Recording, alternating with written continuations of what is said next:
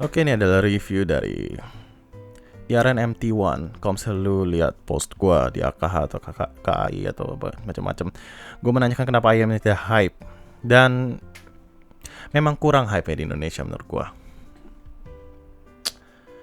Menurut gua ini IM ini bagus dan dia itu mungkin salah satu IM yang gue bisa bilang kalau gue suka IM-nya dan gue rekomen IM. Karena biasanya kalau misalnya kita ngomongin soal IM budget yang super budget kayak begini, kita bakal ngomongin IM model-model EDX ataupun VK4 ataupun CST ataupun ya MH755. Nah, biasanya pada umumnya mereka jatuh ke dua kategori, antara mereka gue suka tapi karena mereka sampah jadi gue nggak bisa rekomen. Contohnya adalah CST, di mana gue nggak bisa rekomen karena mereka merusak kuping Anda, tapi gue suka. Atau mereka tuh lebih kayak QKZ VK4, di mana gue benci sekali karena teknikalitasnya mereka yang sampah nggak jelas. Tapi mereka sebenarnya cukup bagus dan memiliki sebuah keunggulan lah dibandingin ayam-ayam lain di sektor harganya, dan bisa gue apresiasi itu. Dan ada juga ayam-ayam seperti ataupun kategori ketiga di mana mereka berdua isi sampah kayak ZST Pro X. Pokoknya gue nggak tahu deh, itu nama udah lama-lama udah makin autis deh. KZ ZSN Pro X Max deh, lama-lama anjing lupa ngentot. Nah pokoknya gitu. Ada satu lagi tapi kategori keempat di mana kayaknya di harga di bawah 100.000 ataupun 100 ribuan baru satu ayam yang tinggal, kategori MH755, di mana gua demen tapi mereka juga bagus. Dan di situ gue akan taruh MT1. Karena mereka itu tuningnya tuh nggak bagus, nggak gue bilang suatu hal yang wow ataupun bagaimana. Ya mereka tuningnya biasa-biasa aja, cuman nggak sampah satu. Dan nggak sampah itu adalah sebuah apparently nggak sampah adalah sesuatu yang luar biasa di harga segini. Dan technicality-nya bagus. Dan gue sangat bisa apresiasi itu dalam ayam ini harga segini, 100 ribuan, 100 ribu, 90 ribu, anjir lu gue gak tahu lu bisa nemuin di berapa, segituan. Oke, itu TLDR-nya. Untuk general build quality, kayaknya ayamnya itu sendiri terbuat dari bahan-bahan yang biasa aja, tapi ya cukup berkualitas lah. Ini nozzle terbuat dari plastik juga, apa besi juga, gue nggak tahu. Pokoknya jelas oke lah dari buildnya. BTW ini batch 1 yang masih typo dynamic, sini tulisannya kayak Opoti ataupun Driams. Nah, nanti di batch berikutnya kalau nggak salah filter agak sedikit beda, cuman ya hopefully tidak begitu mengubah suara ataupun tidak mengubah suara sama sekali ya, karena suara di sini juga lumayan bagus. Ya gitulah. Mengenai aksesorisnya, gue rasa aksesorisnya tuh sangat sampah, dimana begitu gue buka langsung gue buang. Contohnya adalah ear tips ini tinggal satu. Itu terbuat dari plastik yang sangat jelek. Gue lupa bahkan ini bahkan ear tipsnya kayak gini apa enggak, ya ini atau bukan. Poin jelas bentuknya begini, gue inget, dan bentuknya biasa banget kayak gini. Gue gak tahu warnanya sama apa enggak, gue gak lupa. Tapi kualitasnya sangat sampah, dimana dia nggak bisa ngefit di kuping gue yang elegan dan high class ini, anjing. Pokoknya kayak dia model-model karet-karet plastik gitu loh, yang nggak melekat sama sekali gitu. Pokoknya the worst experience gue punya dengan ear tips. Pokoknya sampah dah. Gue menjauh mending KZ Starline tuh jauh lebih bagus. Kabelnya juga gue berharap ya, kayak kalau misalnya gue beli ayam begini tuh at least kabelnya bisa dipakai ya, bisa ada fungsinya lah. Gue bisa pakai ini untuk mendengar musik deh. Itu setidaknya fungsi kabel nggak sih? Kayak lu pengen kabel kayak apa? Gue biasa bilang gue pengen kabel yang bisa mendengar musik deh. Masalahnya kabel TRN ini kan kabel gratis ya, nggak kecuali kalau misalnya kita mau bikin kabel sendiri, mungkin kita bisa lebih rewel gitu ya. Cuman kalau misalnya kita dapat kabel dari earphone murah, gue biar expect gue pengen kabel yang gue bisa dengar musik deh. Kalau misalnya lu lihat kabel normal ya, ini BTW ini bukan, ini kabel dari Nice HCK Kabel gold ini 16, ini 8 braid, 8 braid 4,4. Gue suka kabel ini karena nyaman dan 4,4. Lu lihat bentuknya ya, bentuk earhook ini didesain untuk ada di belakang kuping lo. Make sense kan, masuk akal kan ya. Lu pakai kabel ini di belakang kuping lu dan dia ngehook di belakang kuping lu, ya nggak? Apparently orang-orang tolol di kantor TRN, di pabrik TRN, ataupun orang-orang di mana dia nge-outsource kabel-kabel ini ataupun gimana, ingin membuat kabel yang melewati pinggir kuping Anda. Because fuck logic. Ngapain gue pakai logika kalau gue bisa mikir pakai kontol gue? Itu mereka pikirnya. Lewat pinggir kuping Anda. Jadi kuping Anda bisa antara ngepas ke sini ataupun agak lebih dikit ataupun kayak di bawah sini, bahkan untuk yang kupingnya lebih kecil ataupun bagaimana. Yang jelas kabel ini udah gak ada gunanya.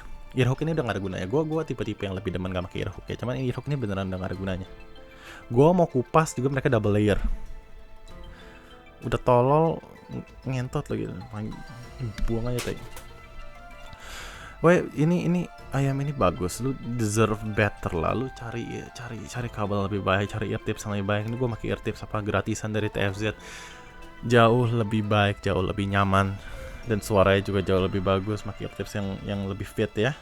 Jadi ya cobain ear tips lah, treat yourself lah. Mereka deserve a better treatment. Oke, untuk sound quality menurut gua general tuning mereka itu agak membingungkan menurut gua, karena mereka tuh agak V-shape. Gua nemuin something dipping in the mid range, tapi mereka nggak terlalu V-shape juga dan bukan generic tipe-tipe V-shape model-model Chi-Fi biasanya bagaimana. Bukan model-model V-shape begitu, tapi noticeably still V-shape sounding, dimana gua dengar elevasi di bass dan gua dengar elevasi di treble region atau upper mid range. Tapi to be honest, mereka tuh bukan tipe-tipe V-shape yang dimana, jadi gue bilang sih generally Chi-Fi hazy like V-shape.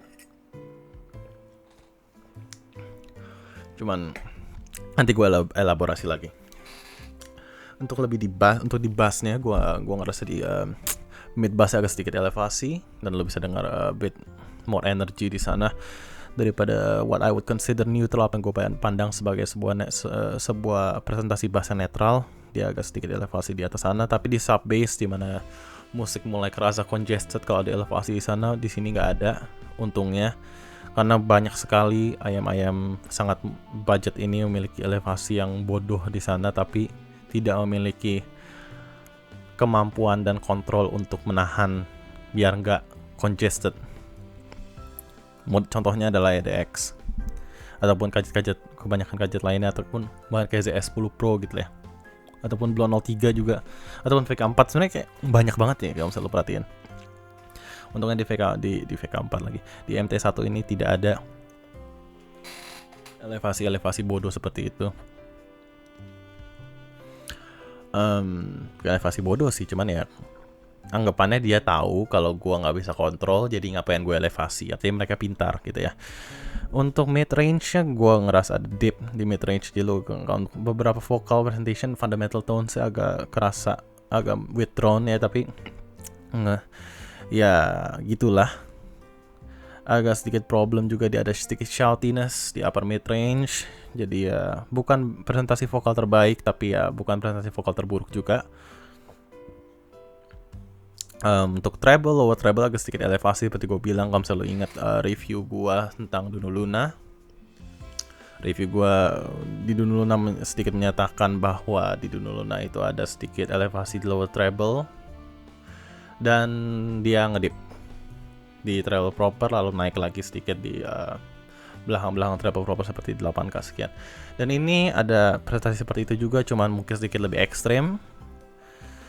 Jadi lu agak ngerasa dipping di treble itu, cuman ini membuat treble-nya kerasa jauh lebih safe, jauh lebih aman. Mungkin ada sedikit sibilance kalau misalnya di musik-musik yang cukup sibilance, tapi ya memberikan sense of clarity juga, lumayan memberikan sense of clarity juga. Jadi it's good I guess treble-nya untuk harga segini di dalam konteks tuningannya.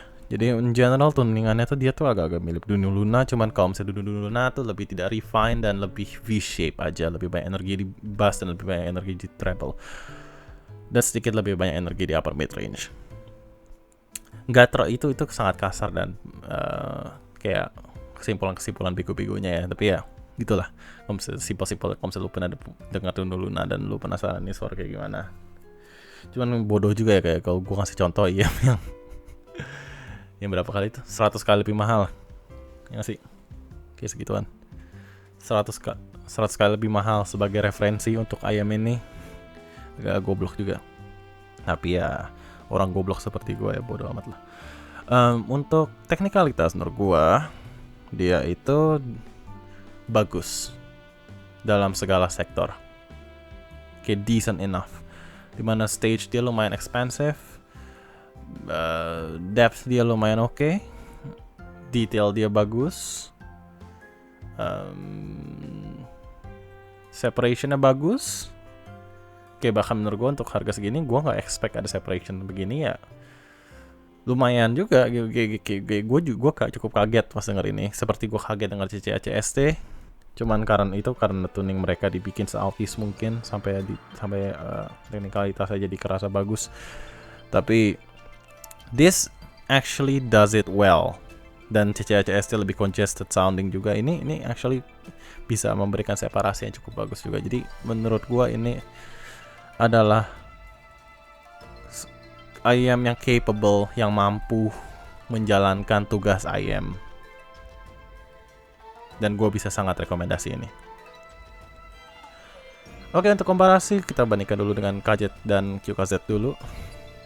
Untuk perbandingkan dengan EDX, menurut EDX tuh inferior in all sektor, kecuali mungkin bass extension. Kalau lo mau bilang bassnya EDX lebih extended, ataupun mungkin dia kerasa lebih exciting ya, lebih V-shape gitu. Kalau misalnya ngerasa itu adalah sebuah plus, mungkin itu. Cuman di sini better separation, better instrument placement, stage sedikit lebih lebar, lebih pinpoint juga sedikit imagingnya. Overall it's just better sounding. Dia juga lebih bagus dalam tonality-nya juga. Kayak EDX menurut gue kena outclass, dan gue bingung kenapa di Indo yang nge-hype beginian. Tapi ya serah KZ menjadi KZ lah. QKZ VK4 menurut gue ini adalah IM yang naruh semua kelebihan dari satu tempat, yaitu tonality, di mana MT1 jauh mengalahkan dia dalam segala segi technicality, cuman tonality-nya masih menang VK4. Jadi ini adalah toss up padahal bukan toss up juga. Kayak jauh menurut gue bagusan di sini. Cuman kalau sebagai Anda yang sangat mementingkan tonality di atas technicality, mungkin Anda akan lebih milih VK4. Sedangkan gua yang jauh lebih memilih technicality di atas tonality, jelas memilih MT1. It's not even close, baby. Sedangkan untuk MH755, nah ini cukup menarik. Kenapa MH755 adalah MH755 yang legendaris? Mungkin gue bisa naruh di satu tingkat, namun MH755 sedikit baik, itu lebih baik di tonality, dan MT1 lebih baik di technicality, dan keunggulan mereka itu tidak begitu jauh, dimana gue bisa bilang yang satu lebih baik daripada yang lainnya secara general ya. Jadi ini jauh lebih baik dalam detail retrieval, tapi this is better tune. Pick your poison, gak gitu jauh perbedaan quality-nya, jadi ya gitulah. Gue demen dua-duanya intinya, tapi kadang gue bisa milih ini, kadang gue bisa milih itu, jadi ya gitulah. Sedangkan dengan 3 ini harganya cukup signifikan, 3 kali lipatnya harga dia. Dan untuk dia bisa lebih compete dengan mereka, jujur menurut gue adalah something amazing, dan surprisingly technicality lebih bagus dia daripada mereka bertiga.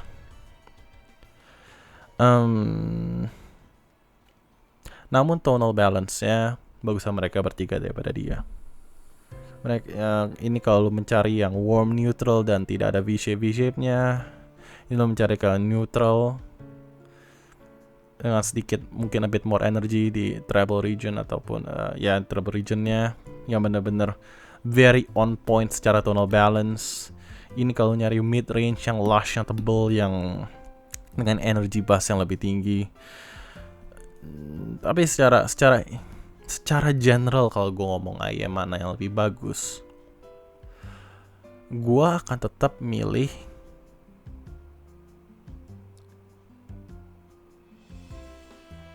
IM ini. Kecuali mungkin S1000 agak-agak B aja sih menurut gue. Gue masih milih MT1 dibanding S1000. Sedangkan untuk ini dua, jujur ini cukup setara. RE400 meskipun inferior secara teknikalitas, cuman perbedaan tonal balance-nya sangat luar biasa sampai gue bisa lebih milih ini.